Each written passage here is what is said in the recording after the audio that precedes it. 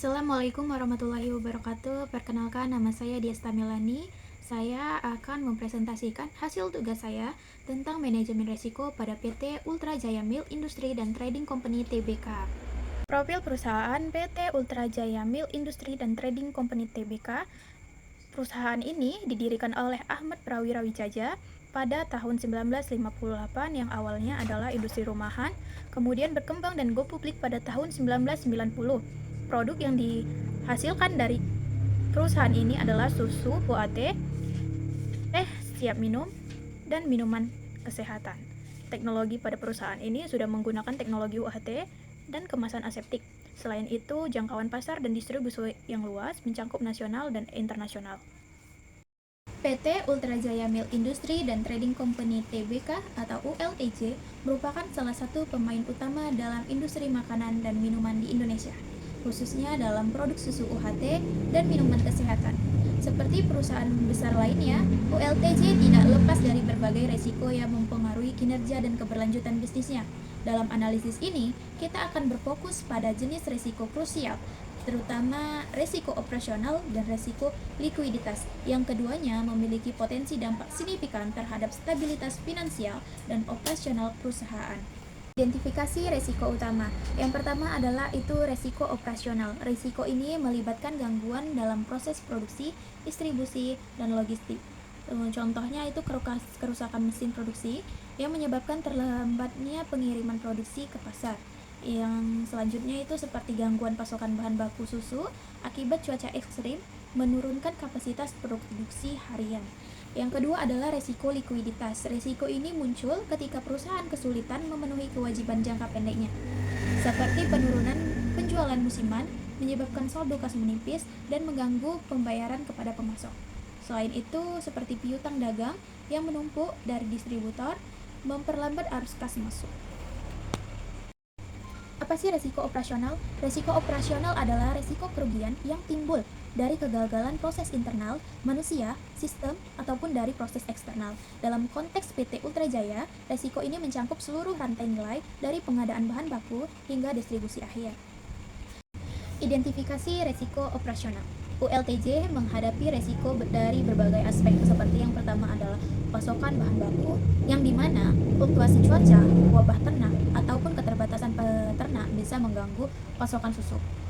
Yang selanjutnya adalah produksi. Produksi ini meliputi kerusakan mesin, kesalahan operasional, atau kontaminasi produk. Distribusi dan logistik, di mana kecelakaan transportasi, keterlambatan, atau kerusakan pengiriman. Selain itu adalah teknologi informasi, yaitu serangan cyber dan kegagalan sistem ERP.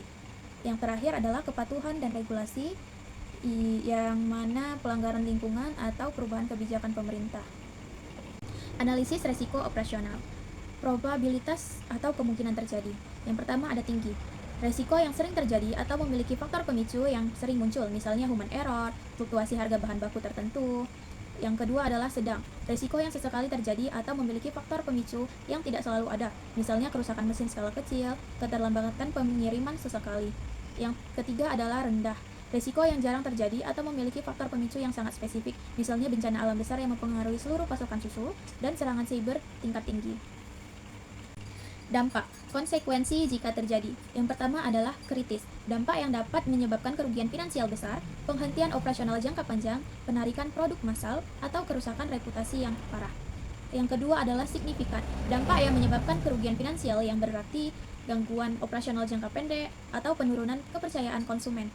Yang ketiga adalah minor. Dampak yang menyebabkan kerugian finansial kecil, gangguan operasional singkat, atau keluhan konsumen sporadis. Analisis matriks resiko. Terdapat resiko operasional, probabilitas, dampak, tingkat resiko, dan keterangan yang sudah saya tampilkan di layar sebagai contoh,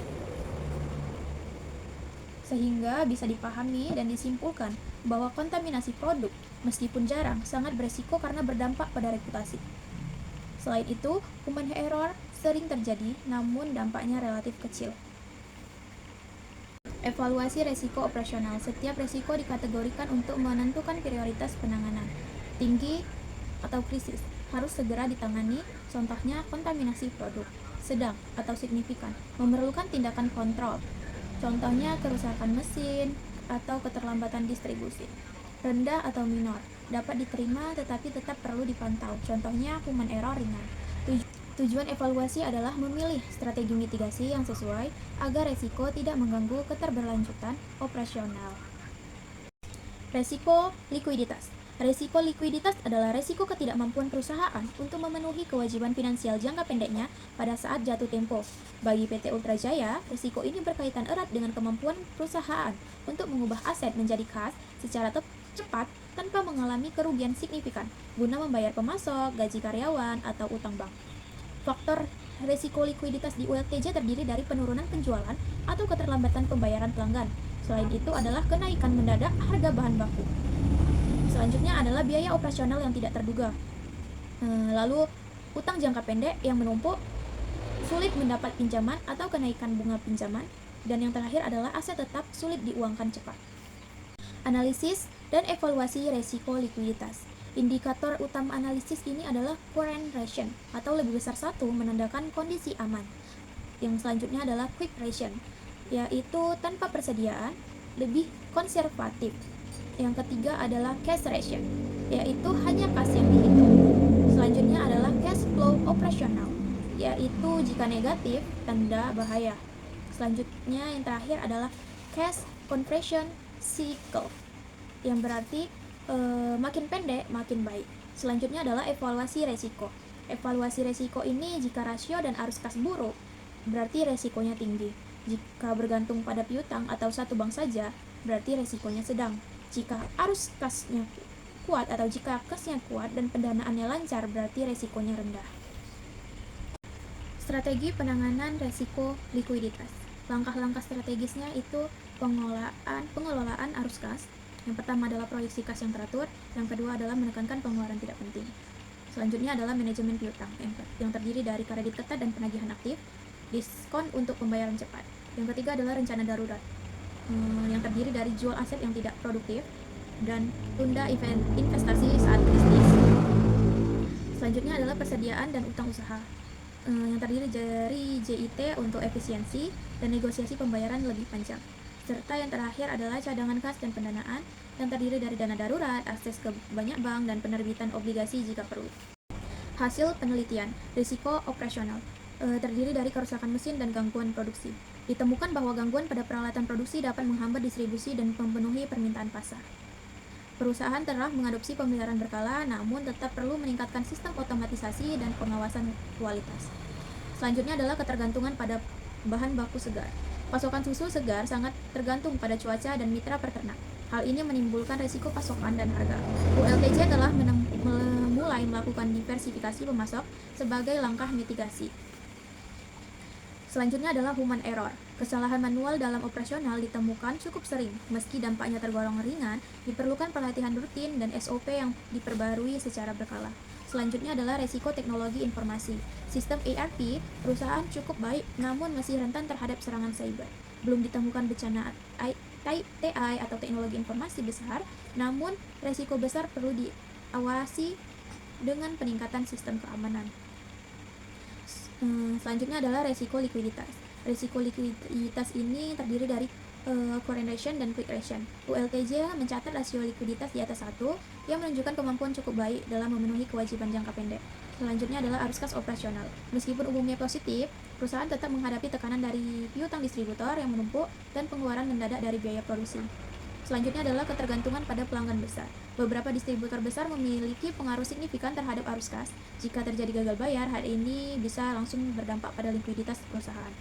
Yang selanjutnya adalah aset tidak liquid, yang mana sebagian besar aset ULTJ berbentuk pabrik dan mesin yang sulit diuangkan dalam jangka pendek, sehingga cadangan kas perlu dijaga dengan baik.